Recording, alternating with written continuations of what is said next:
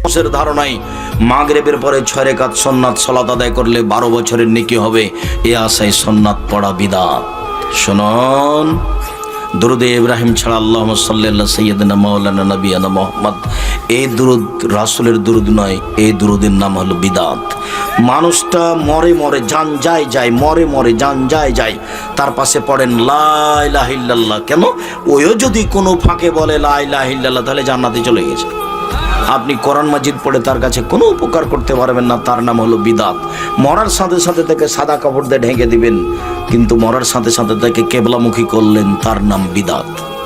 এখন তাকে গোসল দিবেন, ওযু দিয়ে গোসল দিবেন, কথা শেষ।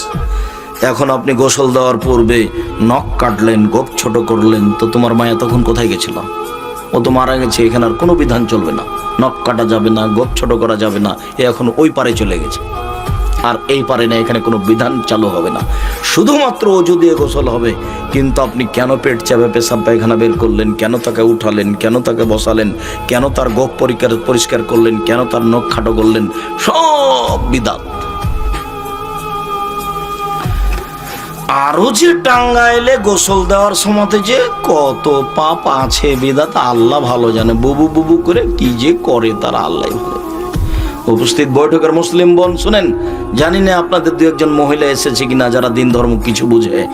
আপনি বাস ওযু দিয়ে গোসল দিবেন, হাত দুটা ভিজিয়ে, হাত কমচি পর্যন্ত হাত ধুয়ে দিয়ে, হাত দুটা ভিজিয়ে মুখে একটু কুলি দেখাবেন, নাকে একটু পানি দেখাবেন, মুখটা ধুয়ে দিবেন, তারপর হাত কোনই পর্যন্ত ধুয়ে ফেলবেন, তারপর মাসা করাবেন, তারপর পা ধুয়ে ফেলবেন, তারপর তাকে একবারে পুরো কাত করে দিবেন। বাম কাতে ডান কাত ধুইতে হবে, পানি ঢেলে দিয়ে সাবান গায়ে মেখে দিয়ে খুব জোরে ডলে একবারে 3 বার পরিষ্কার করবেন।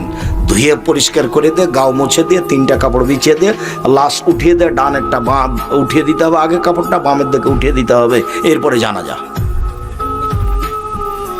গোসলের সময়তে এই বলিও বুবু, সেই বলিও বুবু, এই করো বুবু, সেই করো বুবু, সব হারাম, সবই বেদাত। এখন লাশ নিয়ে যেতে হবে, তো কাঁধ পরিবর্তন করতে হবে, 3 বার নামাতে হবে, সব হারাম, সব বেদাত। কেউ আগে যেতে পাবে না, কেউ আগে বসতে পাবে না, সব বেদাত। এবার লাশটা ঢোকাতে হবে যেদিকে পা থাকে সেদিক থেকে। তাহলে কোন দিক থেকে ঢোকাতে হবে? দক্ষিণ দিক থেকে। আমাদের দিকে যে পশ্চিম দিক থেকে সুবিধা মতো ঢুকিয়ে দেয়, সুবিধা মতো ঢুকে দেয়, এখন কি করব বলেন? সব বেদাত। একবারে পা থেকে দক্ষিণ দিক থেকে ঢোকাতে হবে। দক্ষিণ দিকে ঢোকানোর সময় বলতে হবে বিসমিল্লাহি ওয়া আলা মিল্লাতি রাসূলিল্লাহি সাল্লাল্লাহু আলাইহি ওয়াসাল্লাম। এরপর পুরো ডান কাতে লাগিয়ে দিতে হবে, পুরো একবারে পুরো অলের সাথে লাগিয়ে দিয়ে ডান কাতে রাখতে হবে। মুখখান ডান দিকে করে দিয়ে বলছে ঠিক হয়ে গেছে।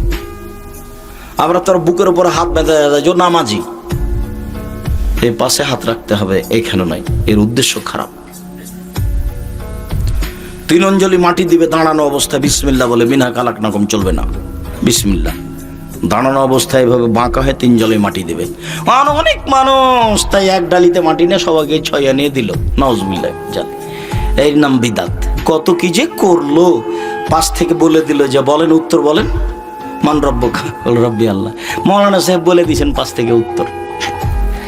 তারপরে আপনার পানি ছিটে, যদি ধুলা উড়ে তাহলে পানি ছিটাবেন, তাছাড়া ছিটাতে পাবেন না।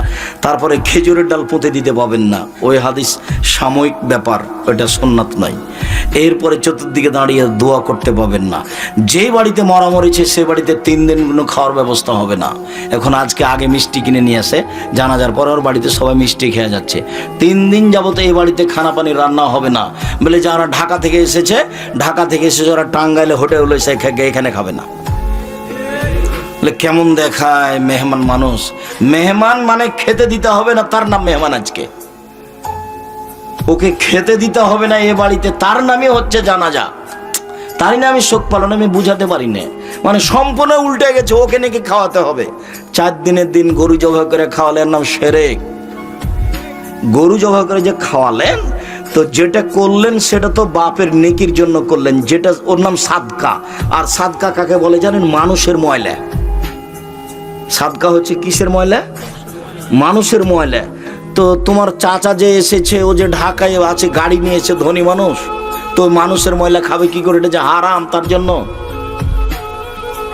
হোসেন একটা খেজুর মুখে দিয়েছিল যাকাতের, আল্লাহ রাসূল লাফ দিয়ে উঠে গিয়ে মুখের ভিতরে আঙ্গুল ঢুকিয়ে বলেছিল, আমার সাওয়ারটা তুমি জানো না যে এটা সাদকা?